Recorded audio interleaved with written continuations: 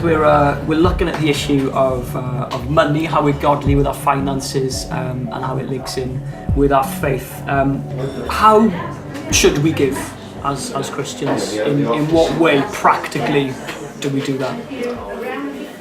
Well, I every time I get some income every month, I have a standing order that 10% goes into what I call a God account, and so it's taken away straight away, 10% of my gross income before tax, and then I leave that in the account a bit and give out of that. So I think that's for me a good way of acknowledging, okay, the first part belongs to God. It's not my money, so I don't get to use it. So you're connecting back to God through your finances then, because that's every month you said that's what you do first. Yeah. So I guess it helps you have that worshipful response then. Yeah, and then I take the money out of the account. I pray where it is to go.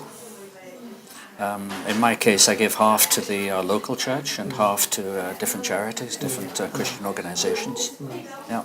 Good. I know a lot of churches teach that 10% should go to the local church, but our particular congregation leaves you free to do that the way you like. So I do half to the local church and half to Christian organizations and charities.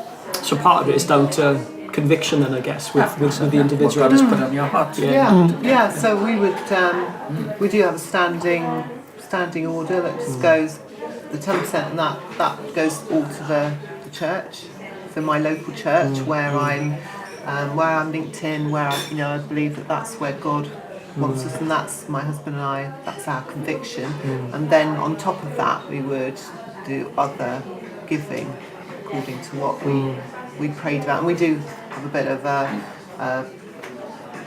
we have a discussion regularly, maybe once a year, as what we're going to do that year for giving to other things. So for me, that kind of connects me in with the kind of currentness of it, rather than how bills just go out of your account and I don't think about it, because I want to engage with that. I want that to be a conscious giving rather than it just all happens without me knowing. Well, I know about it, obviously. Well, that's great, but I want to engage. You're connecting with it. You're engaging with it. Yes. Yeah, and I want to be full of faith for that as well. I don't want it just to kind of disappear. I just think, Lord, I want to give this to you. I want you to use it, bless it. I want you to do whatever you want to do with it. But that's just in the last year that's become really important to me. And has that blessed you? I just feel more connected. I think I felt I was diligent before, but I wasn't really connected and kind of engaged with it. Whereas I feel much more so now. I find that helpful. Yeah. What about you, Justin? Pretty much the same, actually. Me and my wife had decided again that it all goes to our local church, so we would divvy up as soon as I get paid. It would go out. My wife gets paid a little bit more frequently than I, so as soon as the money comes in, she'll just kind of deposit it to the church's bank account, and we've decided to do it that way. But also just not only financially, I know that we are specifically talking about that, but we've also made a point to make sure that we are also giving of our time and our efforts as well. So I know that we will kind of bless families with meals throughout the week sometimes, and we have friends who have kids, 3 and 4 kids, and so sometimes you don't even let them know. Sometimes we'll say, hey, we've made you guys dinner tonight, here you go, so you don't have to cook. If you've already cooked, then you can use it tomorrow night. But do cool things like that, just to kind of let them know that we are supporting them, that we're and it's a great feeling as well to know that you can kind of be there for those people in those types of ways.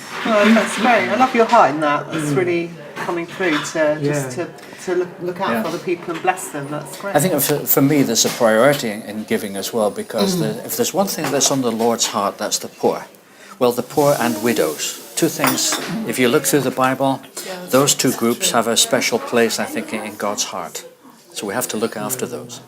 And interesting, you mentioned the rich young ruler. Jesus challenged him to sell all he had and give it to the poor. Now, if he'd have known the Bible, he would have read a proverb that says that he who gives to the poor lends to the Lord, and he will repay him. So I wish that the rich young ruler would have known that Bible verse or that promise, because I think that's something which is very high on God's heart. You know, if you give to the poor, it's not really a gift. It's a Deposit. It's a deposit. Yeah, you're lending it to the poor, and God is going to pay you back. I think that blows my Amazing. mind. That's isn't it? great. Yeah, I've heard that as well. You can't outgive God. Just try. And so I guess if we go back to the poor widow who gives the 2 pence that is owing to her name, that's all she's got, and she everything gives she had, that. wasn't it? He sees that. Yeah. And there's provision there Yeah. because you're giving out of the overflow of your heart. Yeah. I think that's amazing. That's so What encouraging. a step of faith, though. I mean, Yeah. would I be willing to do that? I don't know. Challenge, isn't it? It's not easy. No, it's not. Definitely not. And that's why the rich young ruler walked away. I have given up my career twice to join a Christian organisation, and you don't join a Christian organisation expecting to earn a lot of money. If you do, you don't have the mental capacity for the job. But that's kind of a step in the same direction, you know. Be willing to give up what you have in the belief that God is going to provide for you. And I think that's the lesson that comes out of this widow. Not as much as the amount, but more the willingness. Yeah. Yeah, again, it's always the And heart, for, isn't it? and for each one of us, it might be different. It's in proportion as well, isn't it? God saw that even though it was a measly 2 pence for her, 2 pence in the world's eyes for her, that was everything. That might be, you know, a house and cars and whatever for someone else. Yeah. That's good. It's interesting to read that portion as well, that Jesus said he was sitting there watching people giving, watching all the time, just watching. I can imagine sitting there watching the whole line of people going past, looking for whose heart is fully devoted to him. And he found it in that widow. Yeah. So the amount we give is not important, then, is it? But it's not a judgmental thing though from God, is it? But he obviously wants us to give from our heart, and that is a worshipful act, isn't it? Yeah, it is. It's an active worship. Good. Yeah. I think what I'm really encouraged by from what you've all picked up in terms of how you save and how you give, especially there's a sort of regular, possibly standing order in place, but there's also a level of spontaneity as well that you connect that back with your faith, as if you want to say, how can I, God, how do you want me to help someone? How do you want me to give? Thank you so much for checking out the Your Money Counts video podcast. If you want more information, please go to the website yourmoneycounts.org.uk.